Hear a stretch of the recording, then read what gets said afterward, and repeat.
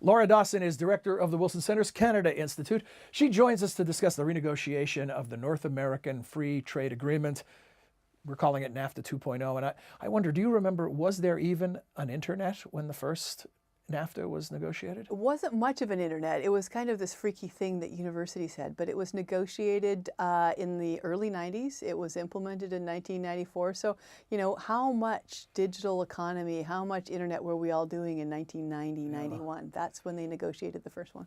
So about a week ago or 10 days ago, the U.S. released their objectives for the renegotiation. What was the reaction in Canada? The reaction in Canada was actually pretty good.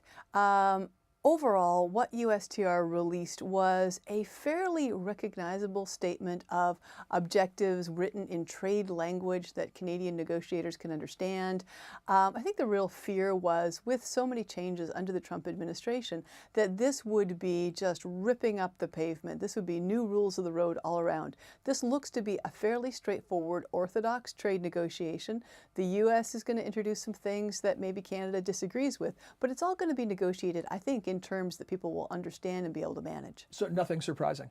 Not really. It's a little bit like that wedding thing, something old, something new, something borrowed, something blue. So what's kind of old is there are always trade irritants among the three countries.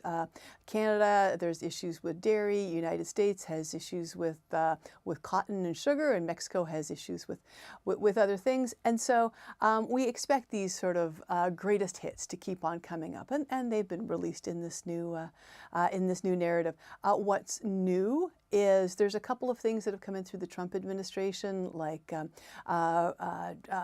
trade balances and reversing trade balances. That's kind of new. I don't know how we deal with that in a trade negotiation. And then what's borrowed, there's a lot of stuff that's borrowed from the Trans-Pacific Partnership. As you remember, that's the agreement that Donald Trump ripped up within his first month in office. There's a lot of stuff in there that U.S. businesses like, especially in the high-tech sector. So they're bringing that back in. So that's something borrowed. What's blue? I hope that the negotiations don't make everybody blue. What about this whole notion of dispute resolution? I hear there are some changes there, at least in the initial yeah, that's something that could be a red line issue for Canada. So that's not to get too wonky, is because it's called Chapter 19. And it's about how panels settle trade remedies or dumping disputes. And what the U.S. would like to do would be to get rid of this panel process entirely. And these panels include Canadians and Mexicans and Americans to supervise the process. The U.S. is saying, we don't want any foreigners supervising our process. We just want to do this alone. So Canada is really concerned that this might be eliminated entirely. There are actually very few. And replaced with nothing. And replaced with nothing. Well, there is a WTO process, but it isn't as easy for folks to use. In the 90s, we had a lot of dumping cases between us, say 14, 15 a year. Now we're down to 1 or 2. So if you play the numbers, you could actually think about getting rid of this Chapter 19 thing. But if you're an industry that really uses it, like, for example, softwood lumber is one that uses it, and as you know, there's a Canada-U.S. dispute right now, you're not willing to give that up. So that might actually be something that Canada's willing to walk away from the table from if they can't hold the line on Chapter 19. Speaking to our friends from the Mexico Institute and now speaking to you, I get the sense there's a broad general agreement between the three nations that there's need for an update, based on the age that you described in your first response. Is there anything in particular that Canada is focused on with laser-like precision that they really, it's a priority for them?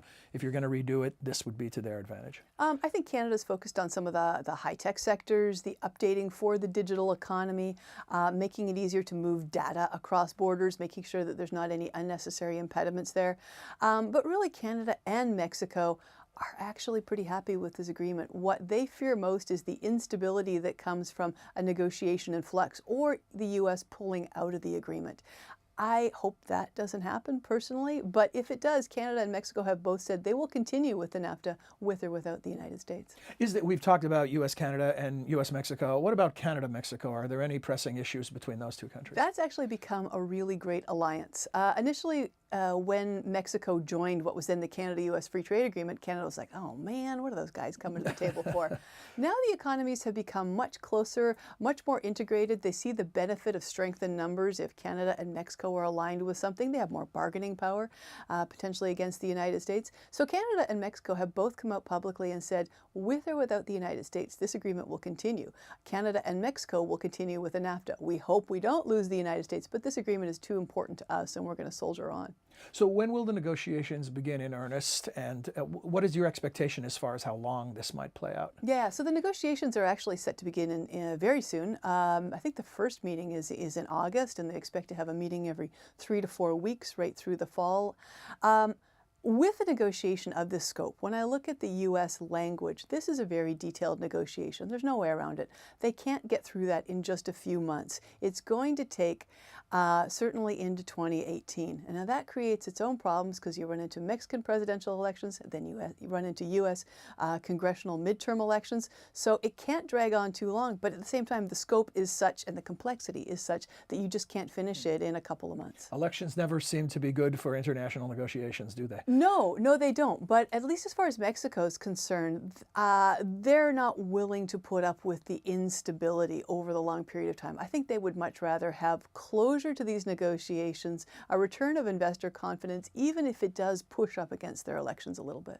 Final thought, Laura, is there anything in particular, sort of signposts along the way, that you'll be watching as these negotiations unfold? Anything that might indicate to you how it's trending?